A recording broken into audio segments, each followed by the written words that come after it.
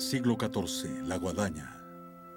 En el siglo XIV, el siglo de la guadaña, desastres naturales amenazaron a la civilización con la extinción.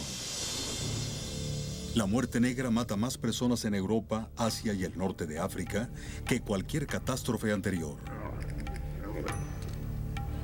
Las civilizaciones que evitan la plaga prosperan. En el oeste de África, el imperio de Mali se convierte en el más rico del mundo. El Islam sobrevive. Los últimos grandes conquistadores nómadas surgen de Asia Central llegando a la India y el Mediterráneo.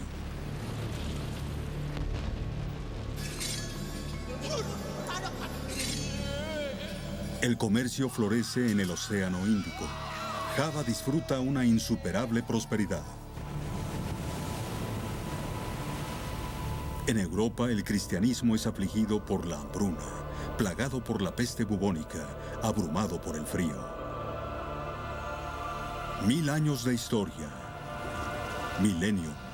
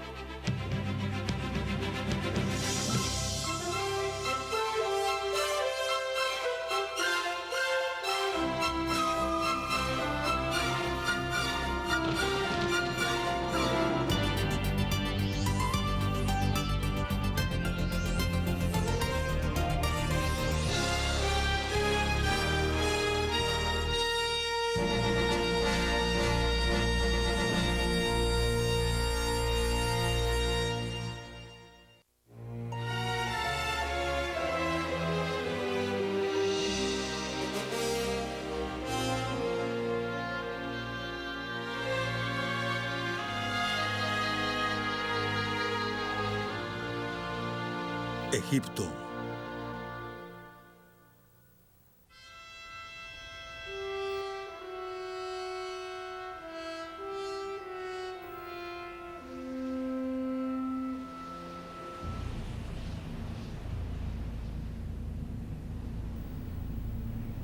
En el siglo XIV, la civilización enfrentó una nueva amenaza.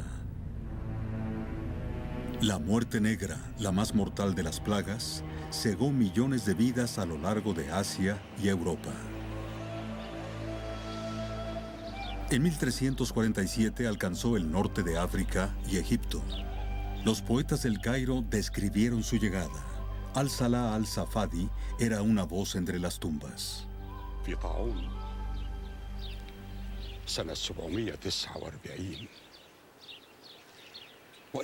No hay refugio posible de la plaga. Todos hemos sido afectados. La enfermedad se aloja en el pecho y licúa el hígado.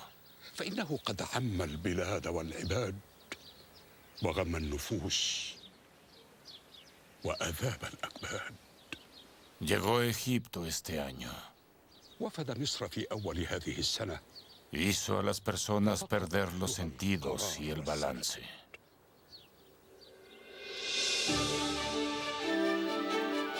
Entonces el Cairo era una de las ciudades más grandes del mundo, tal vez 10 veces el tamaño de Venecia, París o Londres. Un peregrino musulmán describió el Cairo en su mejor momento. La madre de las ciudades, señora de grandes provincias y fructíferas tierras, sin límite en cantidad de edificios, inigualable en belleza y esplendor.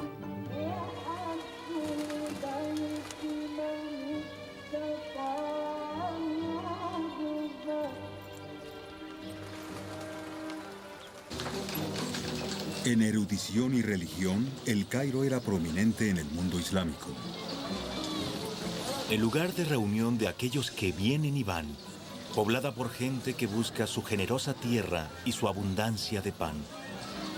El Cairo no es ninguna ciudad común.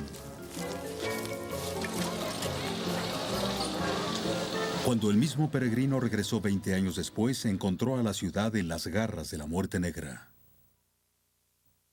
وأصبح كل جبار منه وهو خايف يظن أن الموت ببابه واقف ومات كل حي بالقوة. Aún los poderosos despiertan aterrorizados, convencidos de que la muerte aguarda tras de sus puertas, lista para llevarse a todos por la fuerza. La plaga ha sembrado el temor y la miseria en los corazones de las mujeres. Ha puesto en alto la bandera de la muerte y penetrado en todas las casas como una salvaje cuadrilla de ladrones. Muchos han buscado refugio en Dios y prestan atención a las palabras del profeta. Si os levantáis en la mañana, no contéis con estar vivos al caer la noche. Se decía que 20.000 personas por día morían en el Cairo. Los cadáveres se apilaban en las mezquitas, las tiendas y en las calles. Al final, 200.000 personas murieron por la plaga, un tercio de los habitantes. La ciudad jamás recuperó su antigua magnificencia. دارت من الطاعون كأس الفناء فالنفس من سكرته طافحة. La plaga nos ha ofrecido la copa de vino de la extinción total, y mi alma está tan ebria como podría estar. Dios no solo ha sometido a Egipto, lo ha obligado a arrastrarse sobre sus rodillas. Las almas de las personas se han vuelto tan inferiores que pueden ser compradas por no más que un solo grano.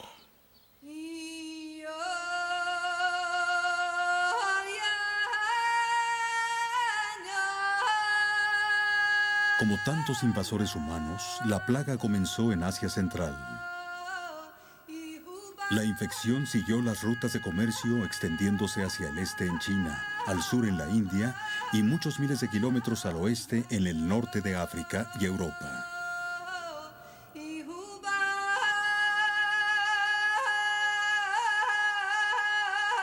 Imágenes de terror y muerte nos recuerdan el horror enfrentado por las víctimas y los sobrevivientes. La mortandad en Siena comenzó en mayo.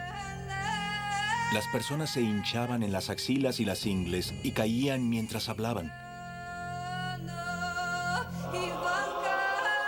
Y así morían. Fueron excavados grandes pozos. Yo, Anjula Bitula, sepulté a mis 5 hijos con mis propias manos. Tantos murieron que todos creyeron que era el fin del mundo.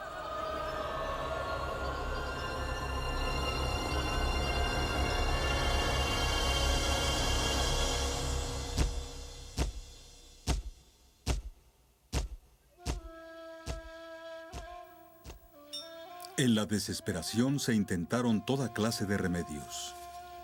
En Andalucía, los médicos recomendaron la abstención del maíz, el queso, el ajo y los hongos. En el Cairo, los doctores untaron los bubones con arcilla armenia. Los turcos cortaron las cabezas de los furúnculos y extrajeron las glándulas verdes.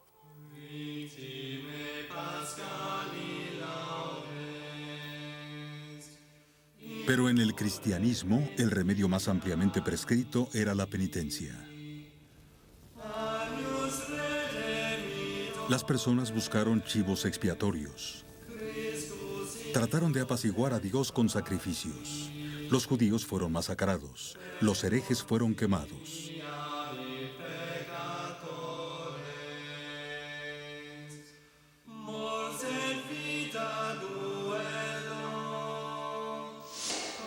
Cuando dejaron de culpar a los judíos, se culparon a sí mismos, reconociendo a la plaga como un castigo enviado por Dios.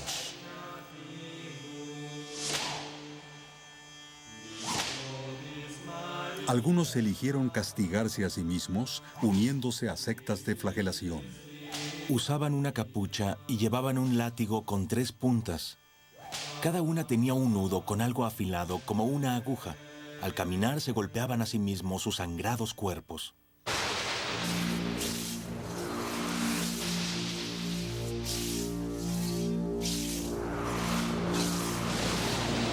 Nadie sabe en realidad cuántos murieron por la muerte negra.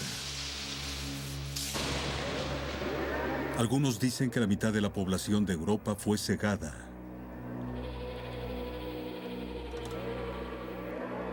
Un historiador musulmán dijo: la civilización se contrajo, aldeas y palacios fueron abandonados, tribus y dinastías fueron erradicadas.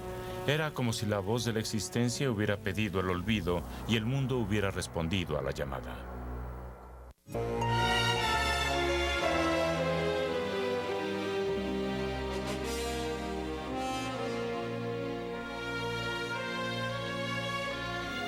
Mali.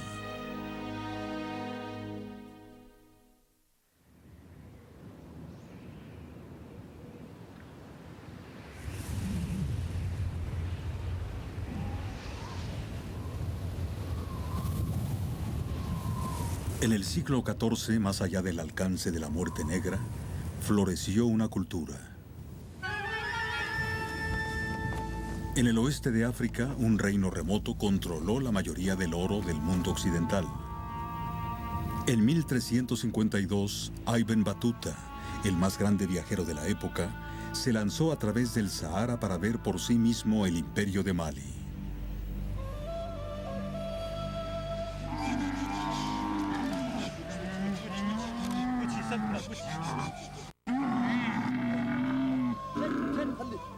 Cruzó el desierto con una caravana de sal. La sal le permitía al pueblo de Mali y a sus animales sobrevivir al feroz calor.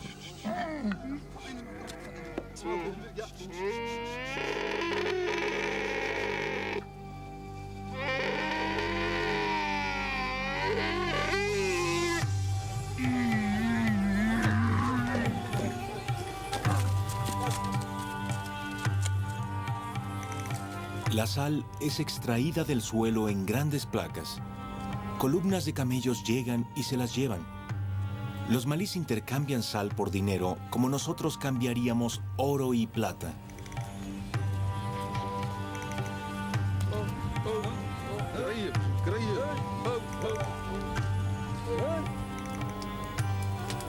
La sal aún se intercambia aquí, llevada por camellos como lo era en el siglo XIV. Extraída en el norte, la sal viaja al sur para ser intercambiada por fortunas en polvo de oro.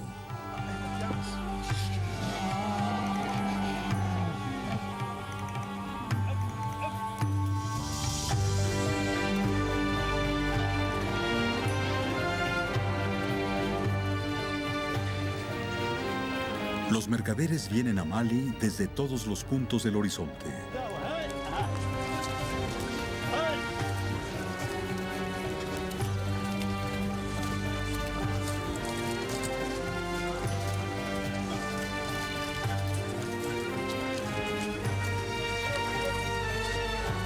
En un solo año, un escritor contó más de 12.000 camellos en solo uno de los caminos.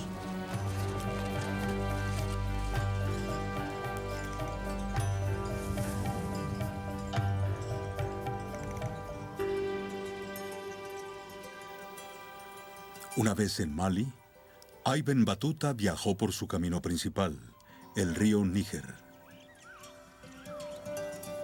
Cuando llegamos al brazo del río, vi 16 bestias con enormes cuerpos.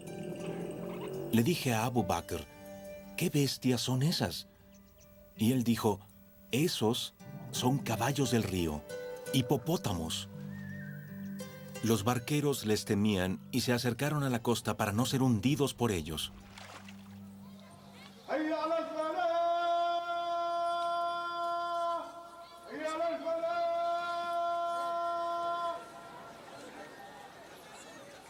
En el siglo XIV, la gran mezquita de Djenné se alzaba en el corazón del imperio de Mali. Aquí, Ibn Battuta encontró formas de vida familiares y rutinas de oración. Ciudades de Mali como Timbuktu y Jeni eran famosas en el mundo musulmán.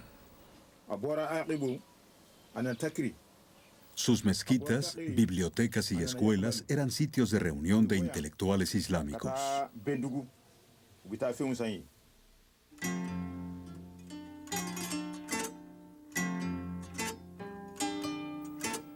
Sus textos estaban adornados con la fuente de riqueza de Mali, oro.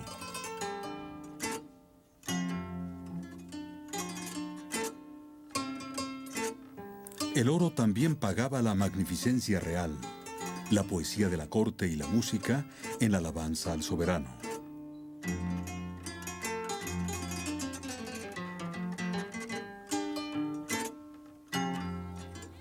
Son los hombres más humildes ante su rey. Cuando él llama a alguno de ellos, el hombre invitado se quita sus propias ropas y usa ropas remendadas. Se quita su turbante y usa un sucio gorro. Avanza humildemente como un pordiosero. Golpea el suelo con sus codos. Lo golpea con fuerza.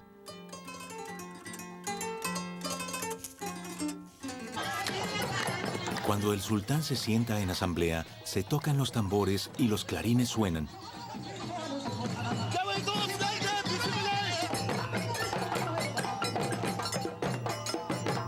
En Mali, hasta hoy, las personas siguen celebrando al gran rey del siglo XIV, Mansa Musa.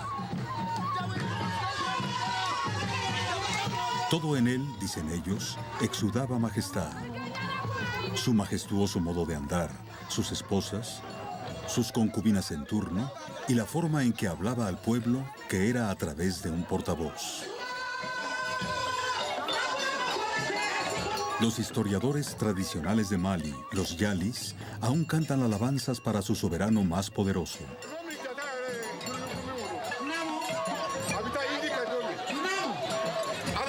Mansa Musa estaba rodeada por 120,000 seguidores.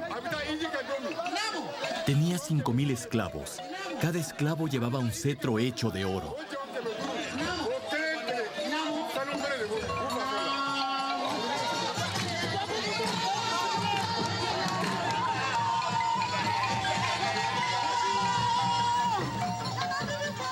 La fortuna de Mali pagó un ejército y la expansión militar. La fuerza del ejército de Mansa era la caballería. Las tropas montadas de Mali aún sobreviven en terracota. Aristócratas del alto mando con labios protuberantes y cabezas levantadas, coronados con cascos con crestas, montados en caballos con bridas muy elaboradas.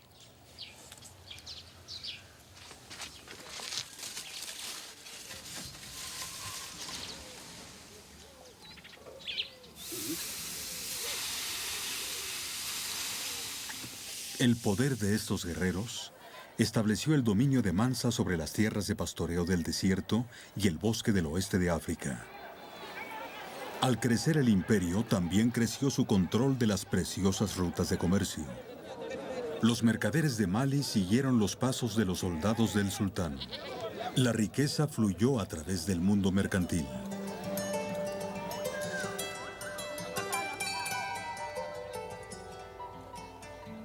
En los mercados del sur, Ibn Battuta vio el oro que había estado buscando.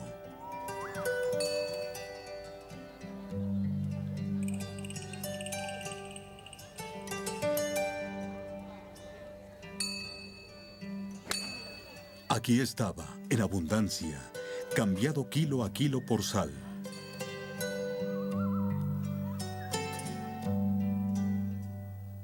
Pero los hombres de Mali mantuvieron la fuente de su oro como un secreto muy bien guardado. Los extranjeros solo escuchaban rumores y fábulas. Crecía como zanahorias. Era traído por hormigas en forma de pepitas. Era extraído por hombres desnudos que vivían en hoyos. Probablemente los lugares auténticos de su origen eran los tramos altos del Níger, como lo son ahora.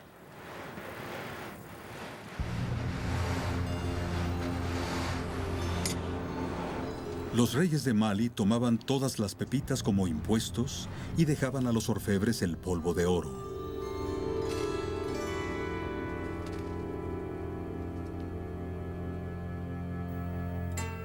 Las leyendas de la riqueza de Mansa Musa se volvieron tan bien conocidas en Europa que cuando el rey fue representado en el mapa más famoso de la época, el Atlas catalán, sostenía una pepita de oro.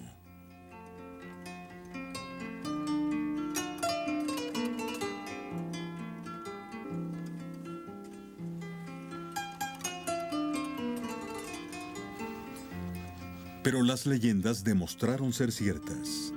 Durante la peregrinación de Mansa Musa a la Meca, su extravagancia infló las economías de los pueblos que visitó.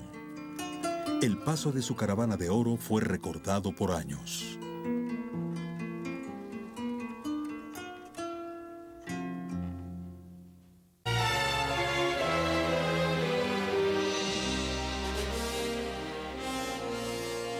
Asia Central.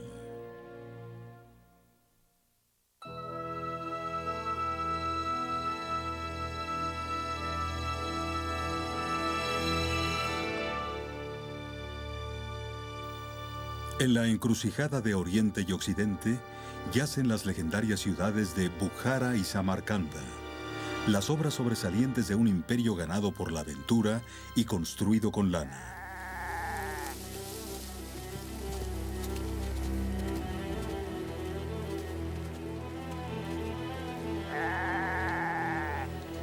De las mismas estepas de Asia Central que engendraron la plaga, llegó un predador humano, el último gran conquistador nómada que se enfrentó al mundo, Timur. Mi mundo turco ha sido grande desde hace mucho tiempo.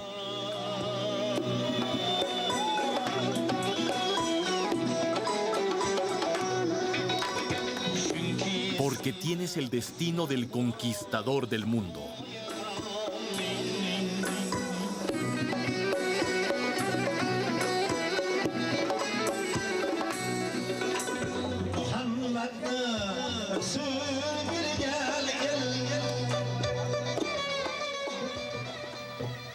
En Uzbekistán, una vez parte de la Unión Soviética, aún se cantan canciones de alabanza a Timur.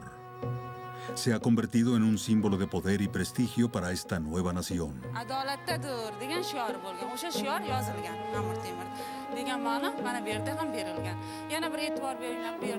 Hoy el ejemplo de Timur es mostrado a los niños escolares en el Museo de Timur de Tashkent.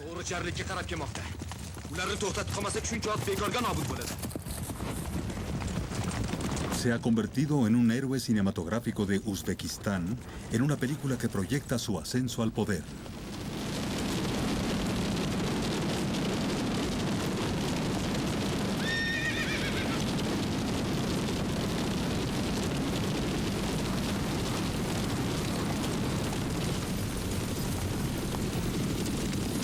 En su juventud, Timur solía cabalgar con sus compañeros, robando un día una oveja, otro día un caballo, hurtando estos de los rebaños de sus vecinos.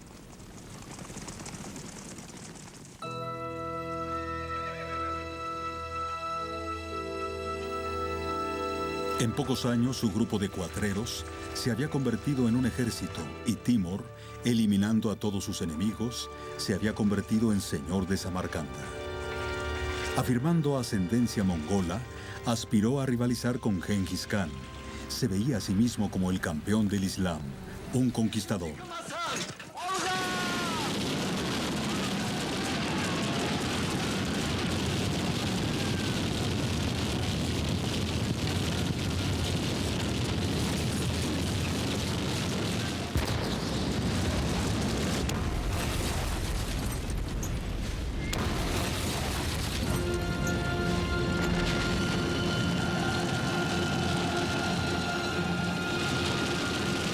Dirigió a un ejército innumerable, victorioso e invencible. Como elefantes enloquecidos enfurecidos en el combate, sin temor a la muerte o a las afiladas hojas, sin temer a las dificultades ni huir de la lucha.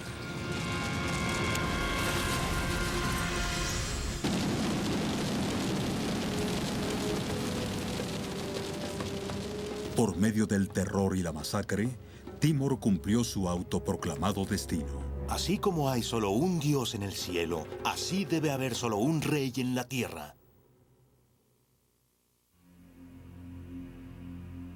Leal y devoto, el ejército de naciones que guiaba Timor puso al mundo de cabeza desde el Océano Índico hasta el Mediterráneo.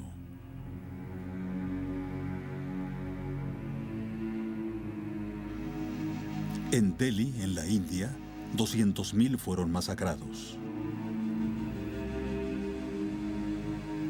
En Isfahán, en Persia, 70.000 cabezas cortadas fueron usadas para construir torres que rodeaban la arruinada ciudad.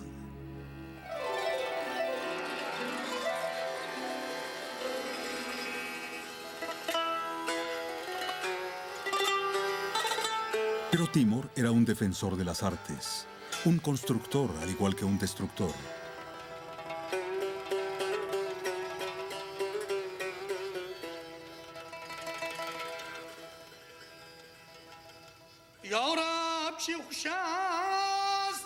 Bajo su dominio, Asia Central se convirtió de nuevo en la encrucijada cultural entre Oriente y Occidente.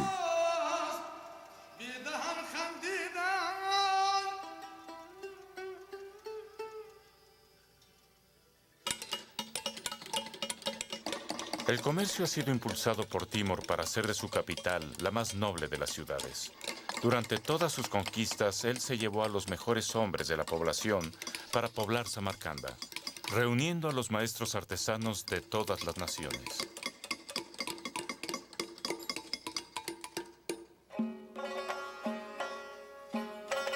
Timur creó una nueva arquitectura monumental para proclamar su grandeza.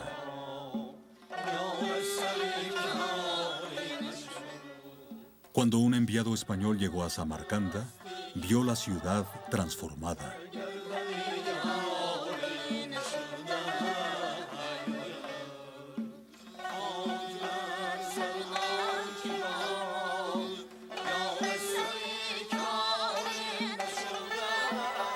La mezquita que Timur construyó en memoria de la madre de su esposa parecía la más noble de todas, pero apenas fue terminada, él encontró fallas en la puerta de entrada, diciendo que debía ser derribada de inmediato.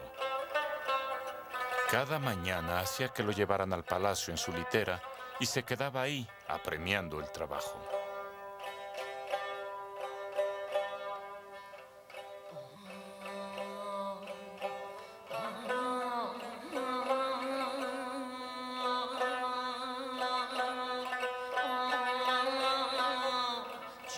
Las canciones de amor espiritual, ejecutadas hoy aquí, son un legado directo del reinado de Timur.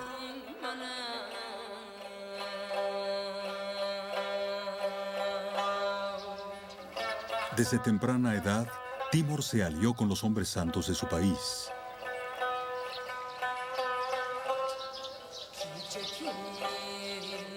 Hizo peregrinaciones a santuarios que aún son sagrados.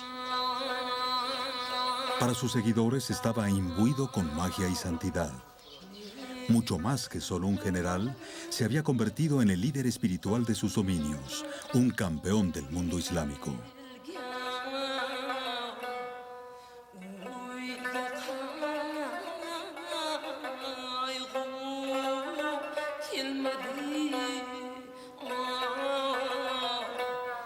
Esta civilización velozmente creciente era fortalecida por la ferocidad y la devoción. Las hordas nómadas de Asia habían sido una vez más convertidas en los soldados del Islam.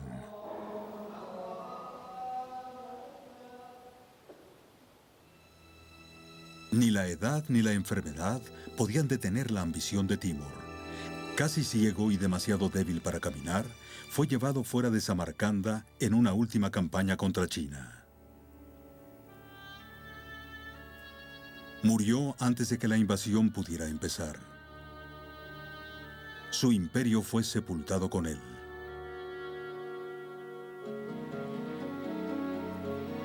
Pero su mausoleo sigue siendo un lugar de homenaje.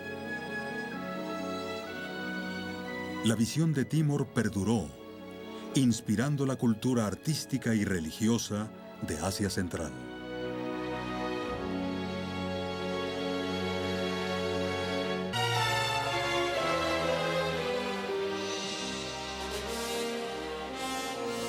Indonesia.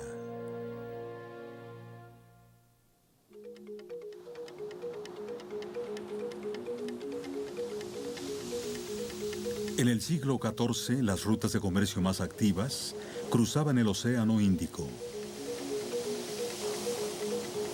Mientras que los océanos Pacífico y Atlántico aún representaban barreras para los marinos, los monzones del Océano Índico proporcionaban travesías veloces. Los monzones del verano impulsaban a los barcos desde la costa de África a la India y las Islas de las Especias. Ahí los barcos permanecían ociosos en el puerto, esperando a que los monzones del invierno los llevaran de vuelta.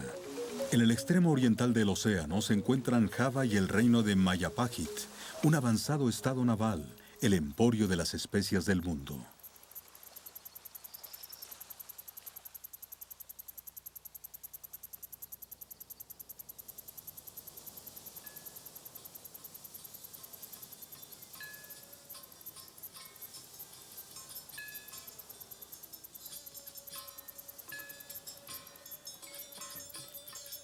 Las raíces religiosas de Java yacían en la India. El budismo e hinduismo habían llegado del subcontinente y se mezclaron con las tradiciones javanesas locales para crear un crisol cultural.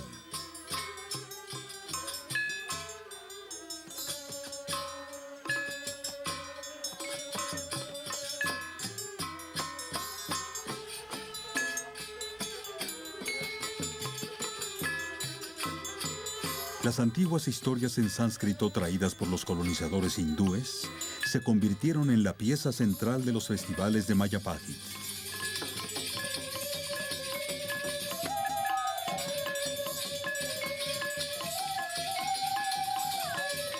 Hoy, el legado y tradiciones del reino de Majapahit perduran en la vecina isla de Bali.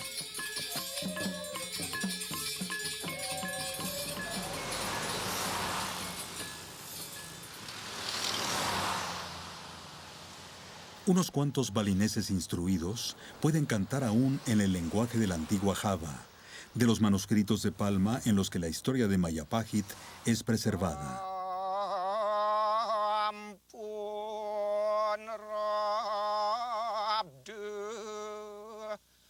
El más grande de todos los reyes de Majapahit fue Ayan Waruk. Su historia es narrada en un poema de propaganda y alabanzas, escrito por el encargado de la propaganda en su corte. El gobierno del rey sobre la tierra de Java se ha vuelto más y más firme.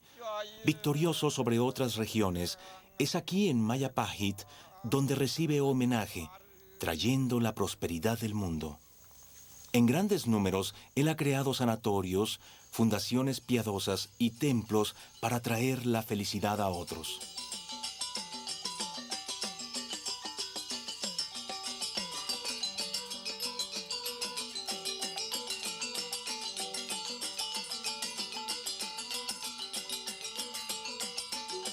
Desde su palacio cubierto de diamantes, Ayan Waruk recorrió el país. Era escoltado a través de la capital, ataviado en oro con la música de panderos y tambores de batalla, caracolas y trompetas para recibir tributos de cortes extranjeras.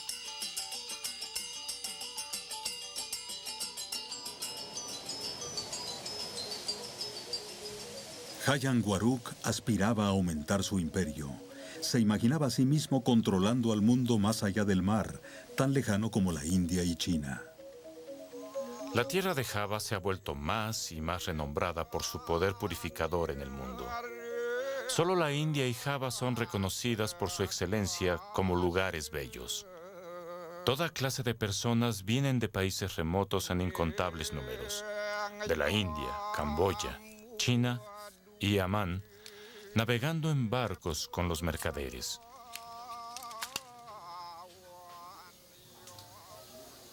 Cuando vienen monjes y sacerdotes en particular, se les da comida y están felices de quedarse. La hospitalidad de Ayan Waruk era legendaria. Los mejores platillos llegaron. Las bandejas eran de oro. Rápidamente quienes las trajeron tomaron posiciones ante el rey. Su comida consistía en carnero, búfalo, aves de corral, carne de venado, jabalí, abejas, pescado y pato.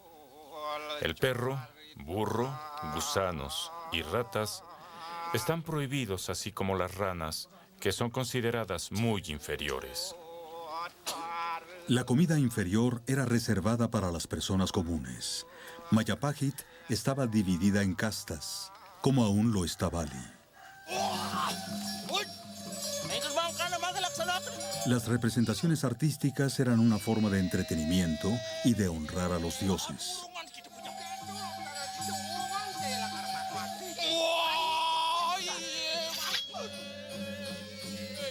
El rey Hayan Waruk, como muchos otros reyes javaneses y balineses, era un actor muy respetado. En su teatro de poder, se representaba a sí mismo como un dios viviente. Las canciones del rey los hechizaban como la llamada de un pavo real.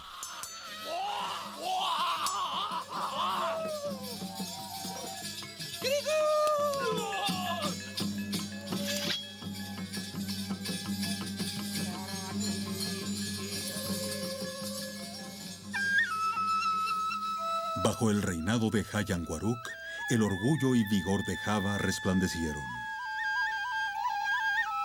En un siglo en que los desastres naturales arruinaron a la mayoría de las grandes civilizaciones, protegida por el océano, la isla floreció.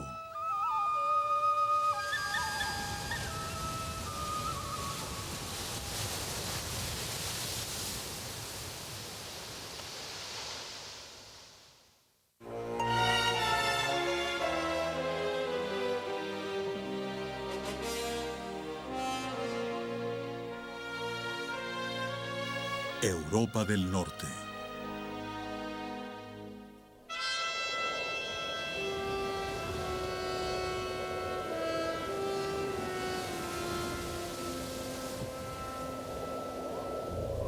En el siglo XIV, Europa entró en una mini era del hielo.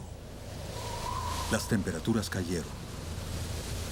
Las crecientes sumergieron las costas, llevando a los pueblos tierra adentro, ahogando animales.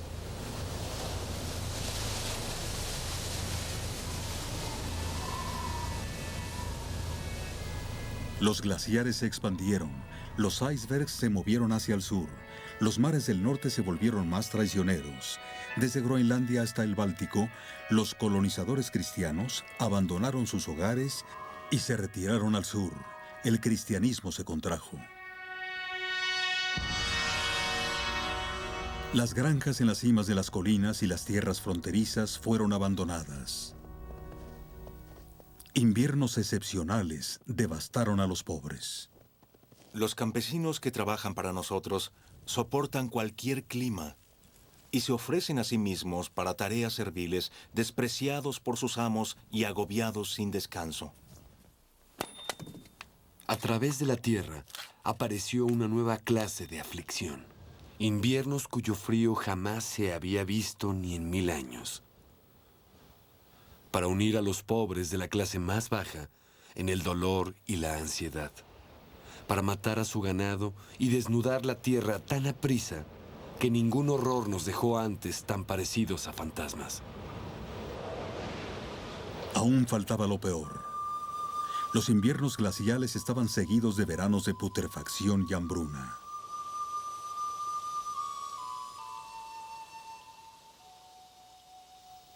A lo largo de Europa, las cosechas fracasaron. Los graneros construidos para ser llenados con la producción de años quedaron vacíos.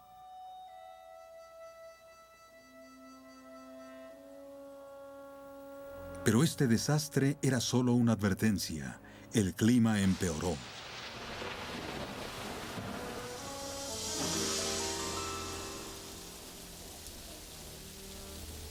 Un cronista describió las consecuencias. En el año de nuestro Señor, 1315, la hambruna cubrió la tierra como si Dios estuviera disgustado con nuestras leyes.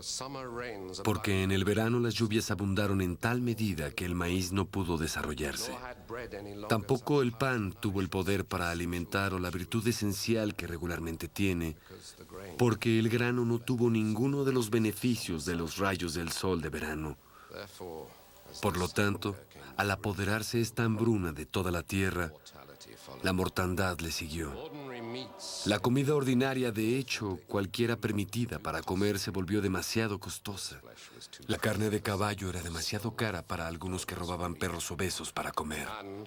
Y muchos afirmaron que furtivamente en muchos lugares, hombres y mujeres se comían a sus hijos pequeños e incluso a los de otras personas.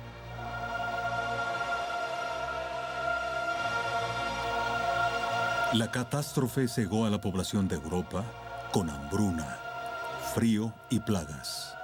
Los pobres pidieron ayuda a sus reyes.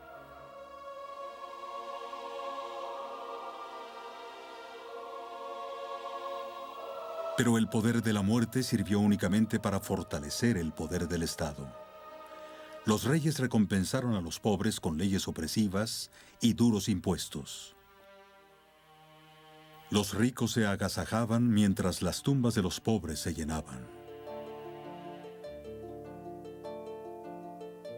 En Inglaterra, la desesperación de los pobres era inflamada por los discursos de un sacerdote disidente, John Ball.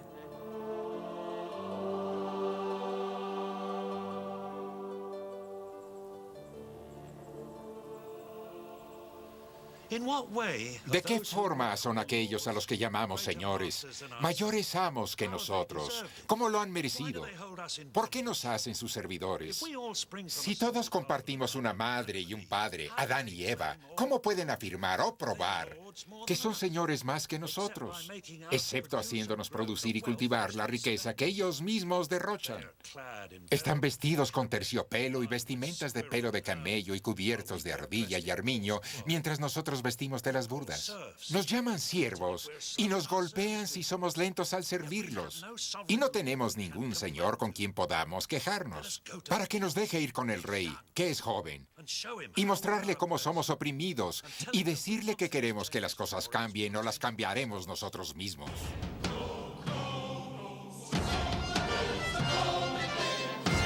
A través de Europa, los campesinos se movilizaron en ejércitos. Desafiaron a sus soberanos cuestionando la naturaleza de su poderío. Para los acaudalados, la rebelión de los campesinos fue como otro desastre natural. Los hombres malvados vinieron juntos, sin líderes, armados con picas y cuchillos. Violaron y mataron a todas las damas y niñas, saquearon y quemaron todo sin misericordia, como perros rabiosos.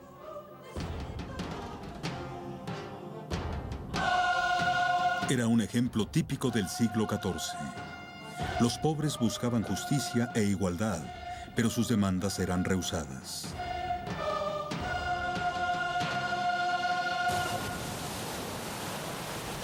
Desde un continente acosado y empobrecido por los desastres, los europeos se vieron forzados a buscar en el norte y mar adentro. En el siguiente siglo, el siglo de la vela.